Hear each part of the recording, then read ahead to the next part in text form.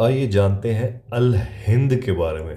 आपने बहुत बार सुना होगा ये हिंद शब्द कहाँ से आया, अल हिंद कहाँ से आया, ये था क्या। अल Hind is the name given by medieval Arab geographers, traders, and historians to the Indian subcontinent.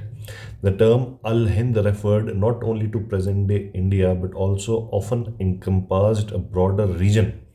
ये सारा इंडिया ही था, मतलब कहने को आप कह लो दूसरा देश बन गया, है तो इंडिया का हिस्सा। That included Pakistan, Bangladesh, and parts of Afghanistan and Nepal. The use of this name highlights the significance of India in the Islamic world, both as a center of trade and cultural exchange, and for the wealth and resources that attracted merchants, travelers, and rulers. Historical context. Early contacts and trade. From the 7th century onward, Arab merchants were heavily involved in the Indian Ocean trade network.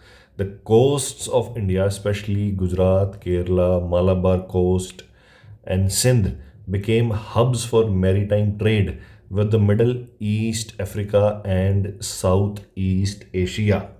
Arab traders came to India seeking spices, textiles, and other valuable goods. In return, they brought Islam, influencing the local culture, particularly in coastal regions.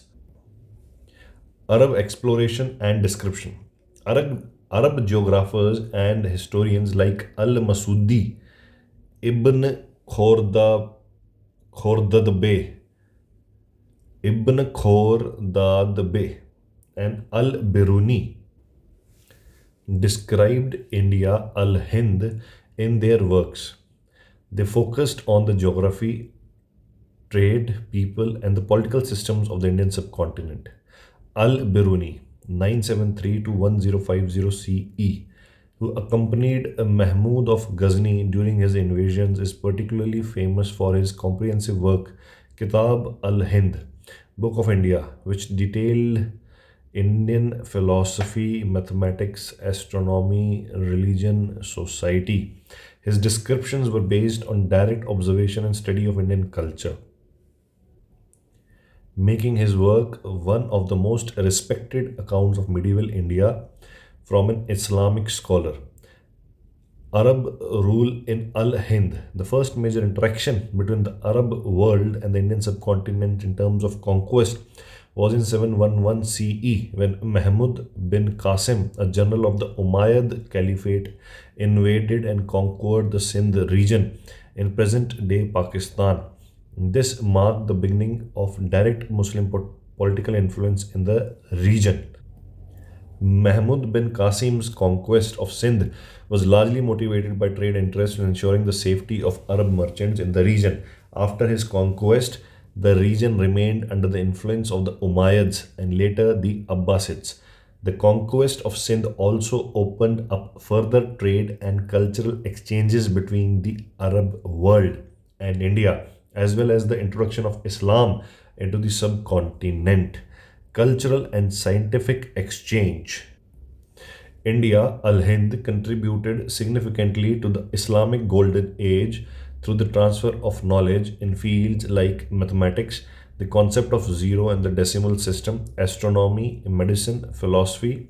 Many classical Sanskrit texts on science and philosophy were translated into Arabic during this period. The numerical system used globally today, commonly referred to as Arabic numerals, were actually developed in India and was transmitted to the Arab world where it was further refined and passed on to Europe. The impact of Al Hind on the Islamic world. India's immense wealth made it a prime target for later Islamic rulers and empires. Between the 11th and 12th centuries, the Ghaznavids and the Ghurids launched successful raids and invasions into northern India. Ghaznavids and Ghurids. These invasions eventually led to the establishment of the Delhi Sultanate in the early 13th century. Indian goods, particularly spices, textiles, and gems, were highly sought after in the Islamic world. Indian craftsmanship and knowledge also influenced Islamic architecture, textiles, and cuisine. Indian influence on Islamic civilization. Islamic civilization was significantly influenced by Indian knowledge, especially in the fields of mathematics and astronomy. Indian mathematics like Brahmagupta and Aryabhatta were well known in the Arab world, and their works were translated into Arabic. The concept of zero and the decimal system originating in India were passed through the Arabs to Europe, revolutionizing the mathematics. Political and military interactions. Several Islamic empires, especially the Ghaznavids under Mahmud of Ghazni and later the Delhi Sultanate, had deep political and military interests in Al-Hind.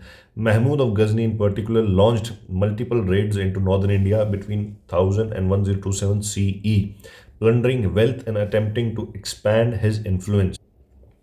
Medieval descriptions of Al-Hind. Al-Hind was frequently described in the writings of Arab historians and travelers like Ibn Battuta and Ibn Khaldun, who detailed its cities, culture, and the wealth of its rulers. Ibn Battuta, who traveled to India in the 14th century, served in the court of Delhi Sultan Mahmud bin Tughlaq and wrote extensively about his experiences in India. Ibn Khaldun and other Arab historians documented the rise of Islamic kingdom in the Indian subcontinent, including the Delhi Sultanate and other regional powers that embraced Islam. Key contributions of Al Hind to the Islamic world. Science and mathematics. India's advancements in mathematics, particularly the decimal system and the astronomy, were highly influential in the Arab world.